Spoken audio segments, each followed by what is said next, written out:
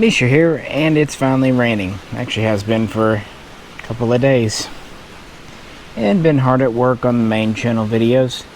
But wanted to give a go at some US Marines from Marauders. Last time I was out at the cabin, I showed you 4 Japanese from Marauders. And well, they needed someone to fight. So I'm going to give my impressions. Got a total of 6. 5 of which are technically Marines. 1 of which is technically Navy. And this isn't going to be super in-depth. Just kind of looking at these 1/18 scale. So basically 4-inch tall figures. Would I have preferred a 1/12? Yeah, maybe. I still like the extra detail you can get in that, but it's so hard to find historical figures from anywhere, especially the Pacific. You can sometimes find European, American, German, but Pacific, it's hard to do. Japanese or US Marines. So we'll just go over them. Why not? And of course, most of the weapons they're holding we've covered on the main channel multiple times. And with that, let's just begin with the basic Marine rifleman here. And here he is, equipped with an M1 Garand. Although early on in 1942, just because there were not enough Garands to go around, he very well could have had a 1903 or 1903 A3 bolt action rifle. And while Joy Toy does offer one of those bolt actions, Marauders does not. They give you an M1 Garand, which ironically Joy Toy does not. So hey, and he's in the basic kind of early, more or less OD green uniform, although he does have the camo helmet cover, which is actually pretty correct. Those tend to be in very widespread use pretty early on. And he's holding a bandolier. He has quite a few pouches. He does have a knife and a scabbard. I believe it is a K-bar. He does have his shovel and poncho slash kind of sleeping roll, just, you know, on the back there. That's all removable. He does have a medical pouch and a canteen on his belt. So, and all this is modular. Well, never mind, I should have said the canteen's actually on this particular one hanging on his backpack, because he has too many belt pouches to hold it otherwise. But that's okay. And that's actually because we could call him the assistant gunner with all the extra pouches. These are pretty articulated figures. Not the most. I think Joy Toy still have more articulation. You can let me know what you think of the colors. Of course, everything's removable. They do come with stands, and I do like the stands he's come with. They're 2 pegs in kind of this figure 8. Not too big. The Garand is well done. It has sling swivels. One weird thing though, it doesn't have a sling. I've noticed that the Marauders rifles don't typically have slings. Kind of unusual. Now the typical squad in the Pacific, Marine squad, had 12 men. And most of them are just your riflemen right here. And very similar to the riflemen was the assistant gunner, or rather assistant machine gunner. And he had an M1 Garand and would support this guy here, the light machine gunner, the saw, the barman, carrying the 1918 A2 BAR. Here's another figure here. He has his BAR. It does have a moving bipod. He has larger pouches on his belt for BAR mags. Like most Marines, he also carries a knife. That's his shovel. Other gear, pretty well the same, because, well, that's kind of how uniforms work. He does have the cap. He does also come with an M1 helmet, but sometimes caps would be preferred for lightweight, heat, or for better visibility.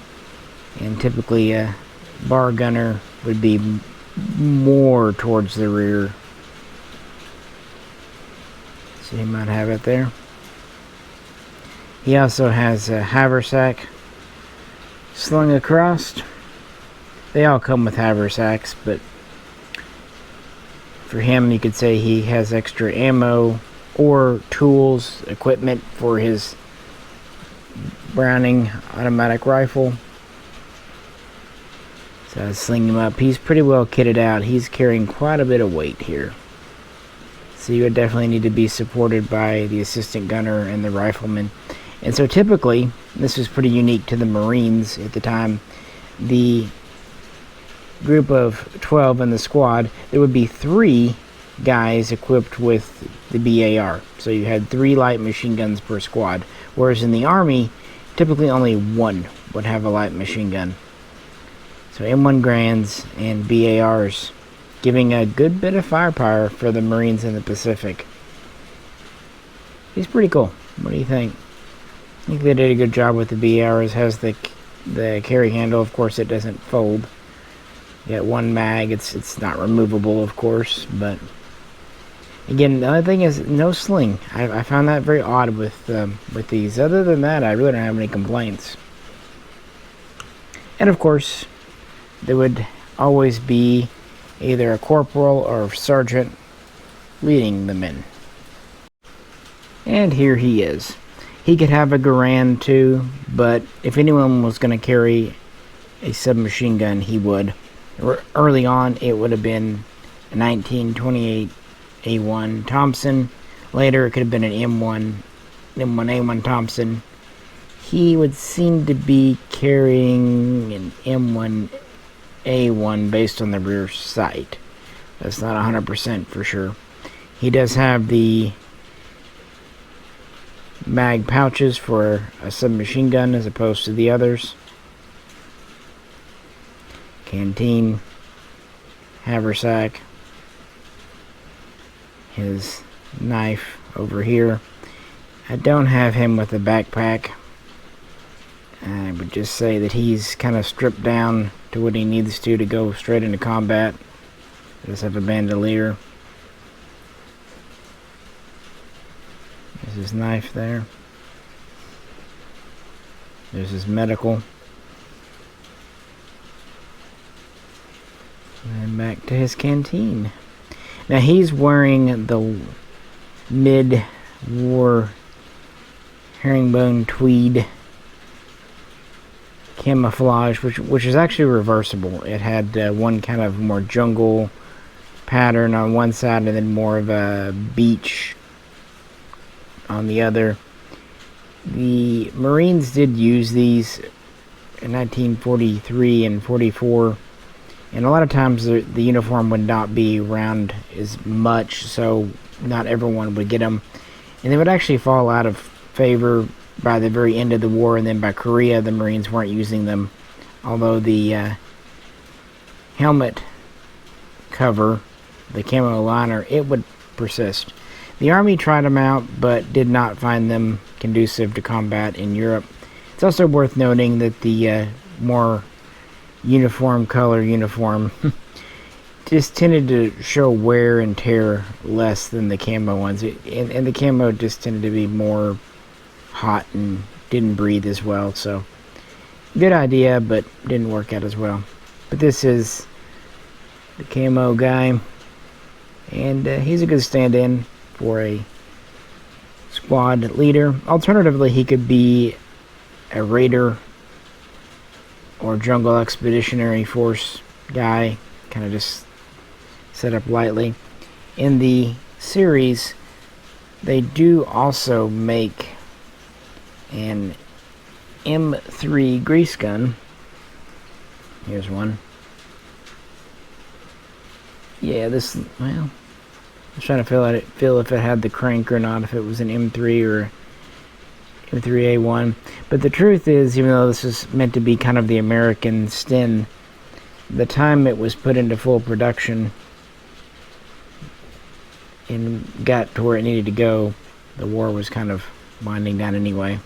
So the truth is, while the grease gun saw combat, a lot of it would not occur till much later, with pretty limited use in WWII. So him coming with the Thompson is definitely a more correct submachine gun. But it's cool. They make a grease gun in the series.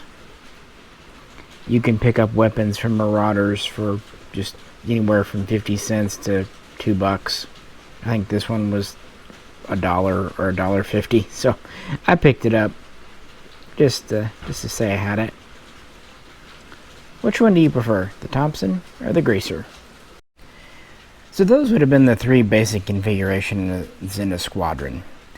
Our next three would be ones added either at the platoon or the company level as needed, beginning with the flamethrower. M2, as it happens, tank and projector. He does have a 1911 A1 in a holster. You can open and close the flap.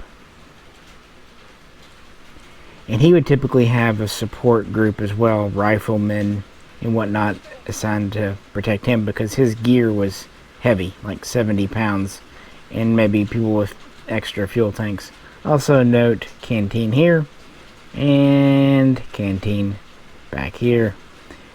Yeah, for some reason the flamethrower guys tended to carry a couple of canteens. Can't imagine why. So I should mention that the figure didn't come with two canteens, but I took one off someone else, because it just kind of is how he did it. And he also comes with kind of a neat accessory that's pretty unique to him. A flame effect. Lots of other brands have them, but it's pretty unique for the Marauders, but it makes sense as a pretty neat accessory for a flamethrower, just to kind of drive the point home. You can let me know how realistic or not it looks, because I don't really have an opinion. But it's just something you can pick up that comes with the M2 set. The hose does disconnect, which is nice, instead of just ripping out. It's pretty neat for what they are. I will point out though, kind of Marauder versus Joy Toy. The Joy Toys actually have real backpacks. The Marauders have more of like the old G.I. Joe style where they peg into the back. Easier to do, absolutely easier to do, but I don't know, still kind of like the Joy Toy for flexibility and not having everything just pegged in. But then again, the Marauders give you that flexibility that Joy Toy doesn't like. And I will give credit, the Marauders weapons are nicer and more correct.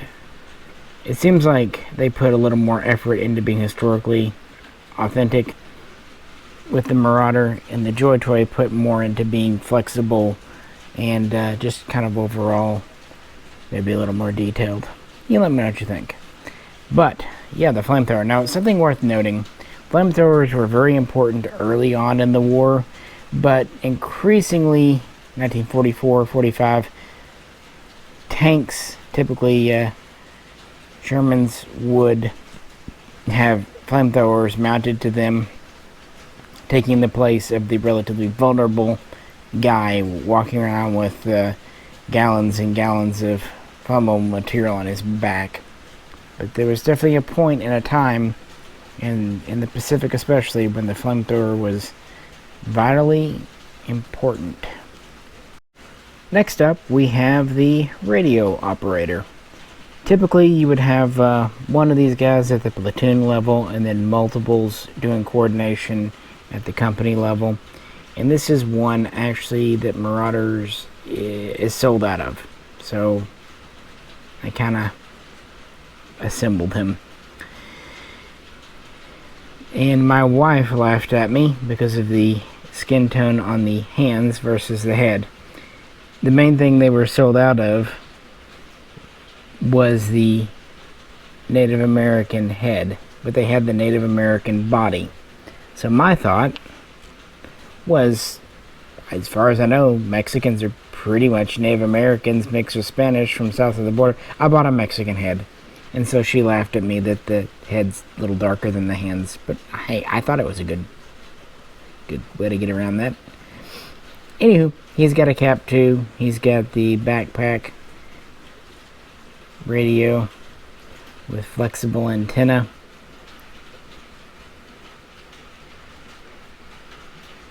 And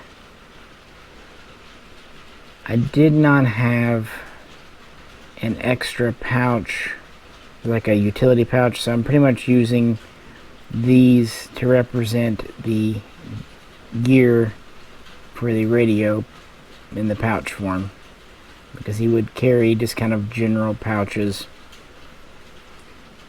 He also has a knife, and instead of a backpack, of course, because the radio goes there, he's got a haversack. And he is carrying an M1 Carbine. They do actually make both the M1 and M1A1 in the Marauder series, and that's typically what a radio operator would have had.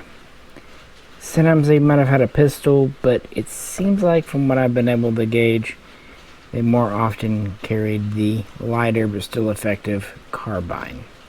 So there's a small pouch on his belt for a couple of spare mags on it there. And I gave him the kind of lightweight cap. Makes sense because he wouldn't be directly in combat, at least normally, and it'd be easier to hold the receiver up. There. And yes, made famous by wind talkers. And finally, our one Navy guy, a Navy corpsman. Typically, you would have one corpsman, maybe more per platoon, and then on the company level, you would have multiples, and then you'd have an actual full Navy doctor at the company level. And of course, they would be sent out as needed. He does come with the walkie-talkie. SCR 300 or 500. And in his other hand he has an IV. He actually comes with quite a bit of stuff.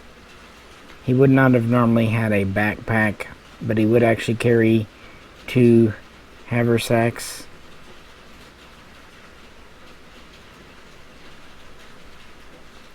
And kind of like I did with the radio operator, he should have had a medical pouch here, but I used a spare, some machine gun pouch, and I put one of his bandage rolls on it, kind of ready to go.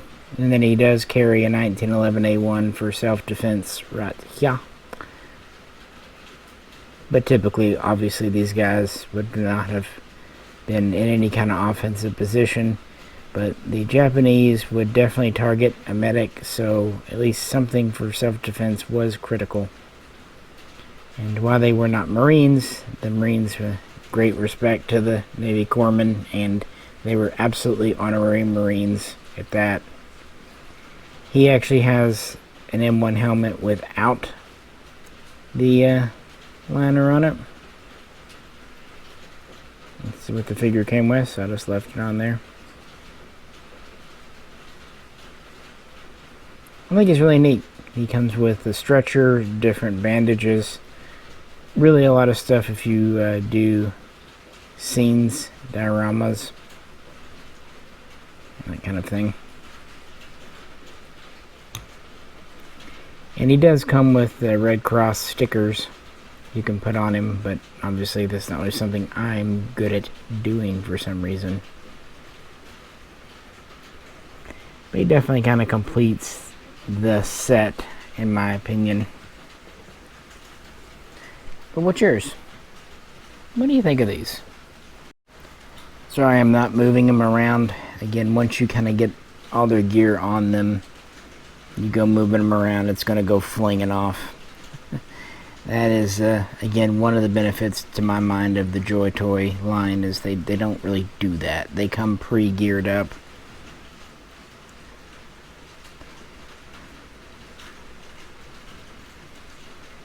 I think the BAR guy is pretty neat though.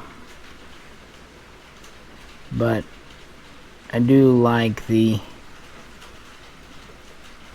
camo marine. Well, that's the flamethrower. Guess I moved camo over here, didn't I? At least the way I've got him kind of stripped down. Lightweight jungle patrol, jungle fighting. Which is often what they would do. They would shed unnecessary gear if they were going in and would need it for short term. But the flamethrower is definitely a unique look. Shame they're out of the radio guys, but you can pretty much buy all the parts and put one together yourself. Because these really are intended for custom stuff. And they make it pretty easy. Each of the components you can buy separately. But sometimes it's just easier to buy the quote-unquote deluxe figures and get what you get. Again, articulation is pretty nice. They have various heads and hair colors and stuff. Big old chunky 1940s radio walkie-talkie. It's good stuff. But yeah, well, you could have a lot of fun with these. You could paint them, do things, and they make quite a bit of gear. Including kind of one other thing that doesn't come with a soldier, but is just too cool not to pick up. A 1919 A4. It actually pivots on its tripod. It has a belt of 30-06 ammo that's removable. So in theory you could buy extra belts. It even comes with a 30 caliber GI ammo can. That's just pretty neat. I almost want to get an extra guy just so I can make him the 1919 gunner.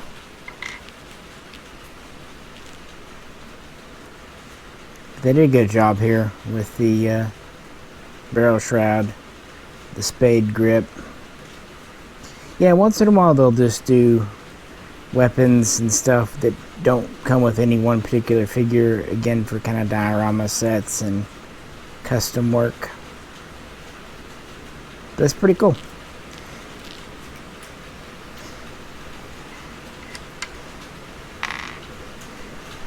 You could do your bar gunner and get two of those and do that. But yeah, it's really coming down outside if you couldn't tell. U.S.